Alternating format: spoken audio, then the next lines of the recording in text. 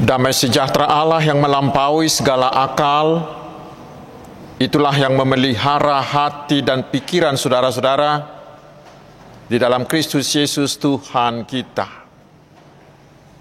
Amin. Selamat hari Minggu saudaraku. Kita akan menerima firman Tuhan yang ditetapkan untuk Minggu Trinitatis hari ini, yaitu dari kitab Nabi Yesaya pasal 6, ayat yang pertama hingga ayat yang ke-8. Saya akan bacakan untuk kita, mari kita simak dengan baik.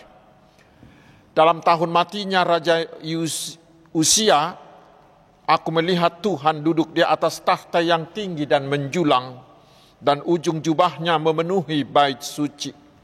Para serafim berdiri di sebelah atasnya, masing-masing mempunyai 6 sayap.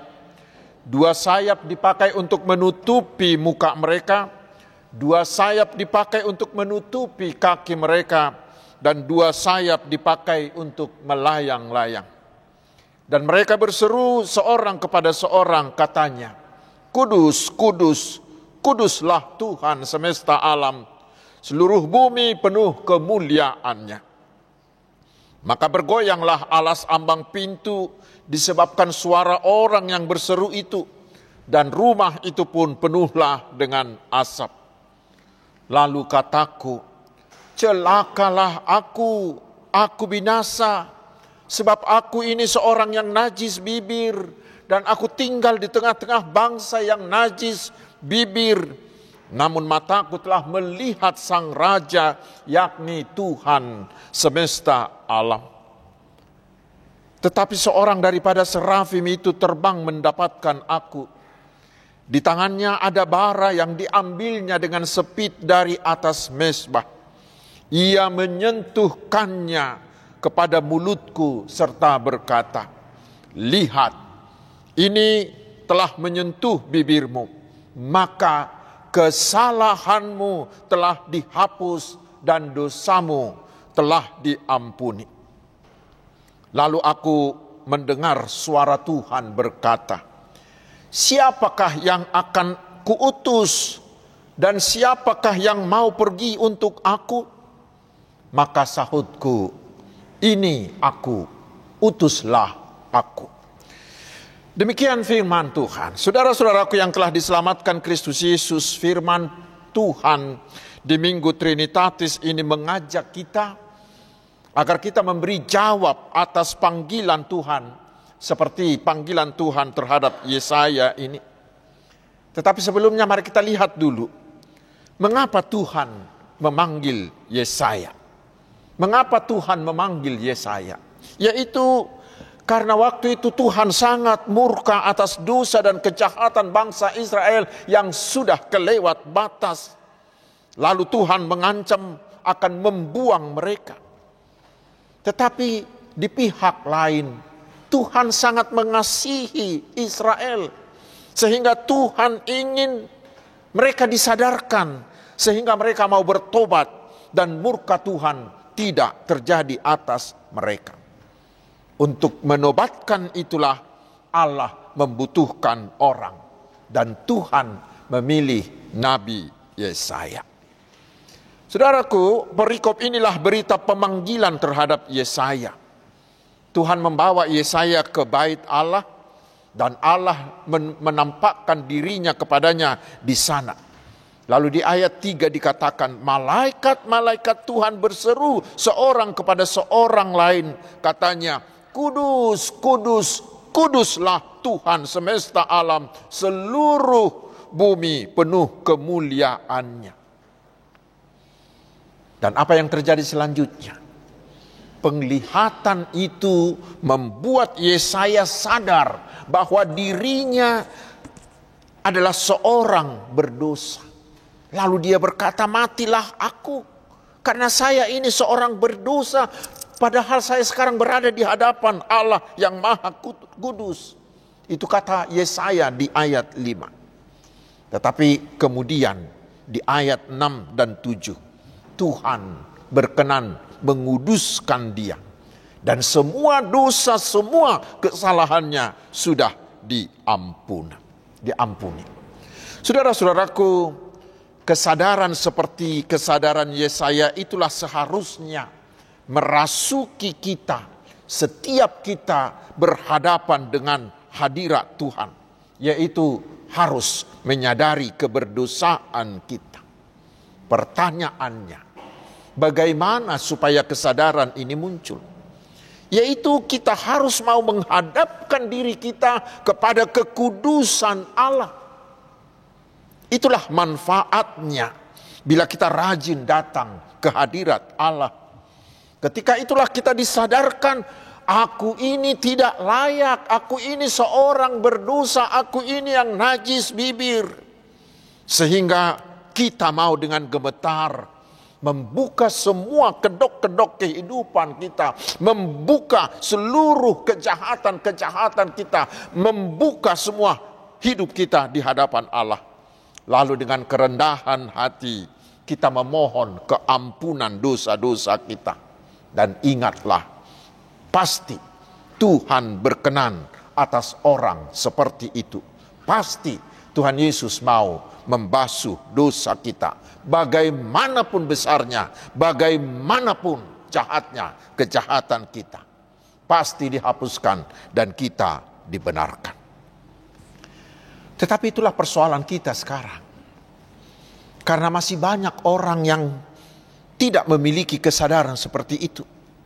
Sehingga mereka tidak peduli dengan dosanya.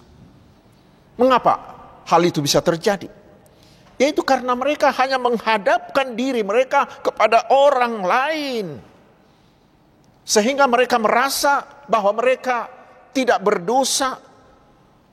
Paling sedikit mereka merasa bahwa orang lain lebih berdosa dari dia. Karena itulah dia tidak ada punya kesadaran itu. Dan dia tidak mau mengakui dosa-dosanya. Karena selain dia, masih banyak orang yang lebih berdosa dari dia.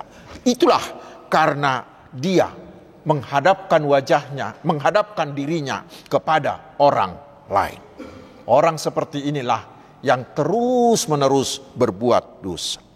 Tetapi hari ini saudaraku, kita diajak, mari teladanilah Yesaya ini. Hadapkan dirimu setiap saat dengan kekudusan Allah. Bila kita menghadapkan diri kita dengan kekudusan Allah, maka kita akan mengenal diri kita sebagai orang yang najis bibir, yang sangat berdosa. Lalu kita mau menyesalinya, kita mau memohon keampunan dosa-dosa kita. Orang seperti itulah yang sangat ketat menjaga dirinya agar tidak mau melakukan dosa. Dosa yang paling kecil sekalipun bila dia melakukannya, dia sudah meraung-raung, dia sudah menangis-nangis minta keampunan dosa dari Allah. Saudara-saudaraku, setelah mengenal dosanya dan sudah diampuni, kemudian Tuhan menguduskan Yesaya. Tuhan menguduskan Yesaya. Apa maknanya itu? Kita tahu dikuduskan itu berarti dia harus berbeda dari sekelilingnya. Kudus itu artinya berbeda dengan yang lain. Karena itulah Yesaya harus mau tampil beda. Karena dia harus berani hidup sesuai dengan norma-norma yang diaturkan oleh Tuhan Yesus. Walaupun semua Israel sudah penuh dengan kejahatan. Tetapi dia perilakunya, perbuatannya, perkataannya, jalan hidupnya tidak lagi mengikuti kebiasaan-kebiasaan yang terjadi di sekitarnya. Songon nidoknya halak Batak, emena masa digagat ursa, iaina masa imaniula. Orang kudus tidak boleh seperti itu lagi. Tetapi orang kudus hanya mengikuti perilaku seorang hamba Tuhan. Saudaraku, seperti itulah seharusnya hidup kita yang sudah diampuni oleh Tuhan Yesus. Kita harus hidup kudus. Karena kita sudah dilahirkan kembali menjadi manusia baru, menjadi ciptaan baru di dalam Kristus, sehingga kita harus hidup kudus. Efesus 1 ayat 4, 1 Petrus 1 ayat 15. Dengan singkat saudaraku, seorang yang dosanya sudah dihapuskan harus hidup di dalam kekudusan, menuruti perintah menuruti firman Kristus Yesus yang kudus itu. Saudara-saudaraku, pemanggilan ini berlanjut lagi. Yesaya sudah dikuduskan. Untuk apa dia dikuduskan? Yaitu Yesaya dikuduskan untuk diutus. Karena setelah dia dikuduskan, Allah bertanya, siapakah yang aku utus? Yesaya dikuduskan untuk menjadi mitra kerja Allah. Untuk apa? Karena Tuhan membutuhkan orang-orang yang rela menjadi alat, yang rela menjadi mitra, yang rela menjadi teman sekerja Allah untuk menobatkan, untuk menyadarkan, untuk menguduskan umatnya Israel itu. Karena itulah Tuhan bertanya, siapa yang mau kuutus? Saudara-saudaraku, itulah juga ajakan Tuhan bagi kita semua hari ini. Siapakah yang aku utus? Pasti kita sudah melihat kondisi masyarakat kita sekarang yang hampir tidak jauh berbeda dengan kondisi Israel di zaman Yesaya ini. Sekarang Tuhan berkata, siapakah yang aku utus? Apa jawab saudara? Tetapi mari kita coba renungkan dalam diri kita. Apakah kita tega membiarkan orang-orang sana dikuasai narkotika?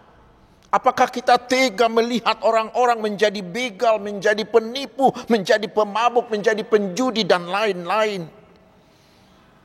Atau apakah kita mau asik sendiri mengeluhkan keadaan ini tanpa mau berbuat sesuatu? Atau apakah kita akan masih asik mencari kambing hitam yang layak dipersalahkan? Sementara di tahun oikumene inklusif ini, Tuhan menugaskan kita supaya kita proaktif membagikan kebaikan Tuhan kepada mereka itu. Karena itu hari ini Tuhan memanggil kita. Siapakah yang aku utus? Siapakah dari kita yang mau menjadi kaki Allah untuk mendatangi mereka yang ada di panti asuhan, yang ada di rumah jompo, yang sangat-sangat kesepian? Siapakah dari antara kita yang mau menjadi mulut Allah untuk menyapa mereka yang ada di penjara, yang menyapa mereka yang ada di rumah tahanan, untuk menyadarkan mereka dan memanggil mereka untuk bertobat kembali ke jalan Tuhan? Siapakah di antara kita yang mau menjadi kuping Allah untuk mendengarkan keluhan dari anak-anak yang ikut tawuran, anak-anak yang menjadi begal, anak-anak yang menjadi pencandu narkotika karena mereka kurang kasih sayang dari orang tuanya? Siapakah dari antara kita, saudara-saudaraku, yang mau menjadi tangan Allah untuk menyembuhkan mereka yang sakit di rumah atau mereka yang sakit di rumah sakit? Saudara-saudaraku, Tuhan membutuhkan banyak orang menjadi mitra kerjanya saat ini, bukan tahun depan, saat ini. Tetapi mungkin kita akan mengatakan, apa urusanku dengan itu? Itu kan tugas pendeta, itu kan tugas parhalado, itu kan tugas majelis. Siapa bilang, saudaraku? Siapa bilang? Ingat, kita semua sudah ditebus, sudah dikuduskan oleh Tuhan Yesus melalui kematian dan melalui kebangkitannya. Sehingga kita ini semua adalah milik Tuhan Yesus. Bahkan kita ini adalah hamba yang harus menuruti, yang harus mau disuruh oleh Tuhan Yesus, Sang Juru Selamat kita. Bahkan masih ada yang lebih berat lagi. Nanti mari kita baca masing-masing di rumah kita. Apa yang Tuhan katakan di Yehezkiel 33. Sekali lagi, Yehezkiel 33. Di sana Tuhan mengatakan, bila kita lalai memanggil orang-orang untuk bertobat, memang mereka akan binasa oleh kejahatannya. Tetapi Tuhan akan meminta pertanggungjawaban atas nyawa mereka dari kita. Berat sekali, bukan? Karena itulah, saudaraku, hari ini Biarlah hati kita yang mendengarkan khotbah ini, semua hati kita dikuasai oleh Roh Kudus. Sehingga dengan penuh kerelaan, dengan hati yang tulus, kita mau mengatakan seperti yang dikatakan oleh Yesaya ini kepada Tuhan, Tuhan, ini aku, utuslah aku. Seperti syair buku nyanyian HKBP nomor 517 ayat 3 itu mengatakan, di sini aku Tuhan, utuslah hamba-Mu, mengajak saudaraku yang jauh dari-Mu. Diriku kuserahkan, waktuku padamu, kembali ke jalanmu, itulah tekadku.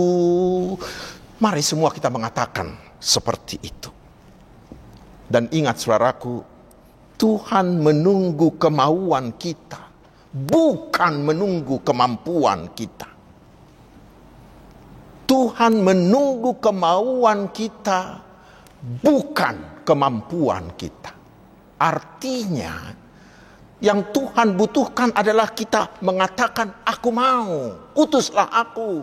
Soal kemampuan, Tuhan yang akan bekerja. Yang Tuhan butuhkan adalah mari kita turun dari kursi penonton dan mari kita turun ke lapangan pelayanan, melayani mereka, menjadi teman sekerja Tuhan. Dan satu hal yang perlu kita camkan, bila semakin banyak orang Kristen yang mau mempersembahkan hidupnya melayani Tuhan, ingat saudaraku, pasti kondisi bangsa kita akan berubah ke arah yang semakin baik. Karena akan semakin banyak orang yang bertobat, akan semakin banyak orang yang kembali ke jalan Tuhan. Dan itu membuat negara ini, masyarakat kita akan semakin aman, semakin adil, semakin makmur, semakin sejahtera. Itu akan membuat keluarga-keluarga akan semakin saling mengasihi dan penuh damai sejahtera. Tetapi sebaliknya, bila kita tidak mau, bila kita semua berdalih, ingat, kondisi bangsa ini akan semakin merosot. Dan kita akan disusahi. Dan terakhir nanti, Tuhan akan meminta pertanggungjawaban dari kita masing-masing. Untuk itulah saudaraku, semua huria terutama dengan pengurus-pengurus dewan dan seksi-seksi yang baru dilantik untuk periode 2 tahun ke depan, kita diajak supaya kita mengajak semakin banyak ruas di huria. Huria perlu membuat program untuk melibatkan semakin banyak ruas dalam pelayanan. Lalu mari kita perlengkapi mereka. Mereka harus diberdayakan dengan baik. Lalu bagikan tugas-tugas pelayanan dengan tanggung jawab kepada setiap orang. Setiap orang harus punya satu pelayanan. Baru kita manage sedemikian rupa. Sehingga semua kekuatan ruas huria itu menjadi sebuah kekuatan pelayanan yang terintegrasi.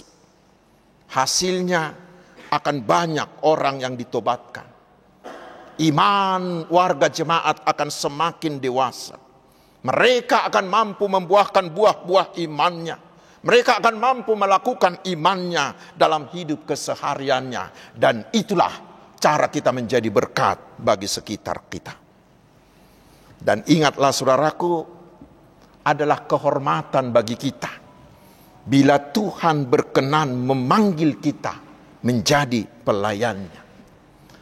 Dan itu sangat menguntungkan bagi kita sendiri. Karena akan banyak berkat, banyak manfaat yang akan kita peroleh bila kita mau dengan tulus mempersembahkan hidup kita menjadi mitra kerja Tuhan. Bapak Rick Warren, penulis terkenal itu pernah mengatakan, pelayanan itu akan melatih otot-otot rohani kita.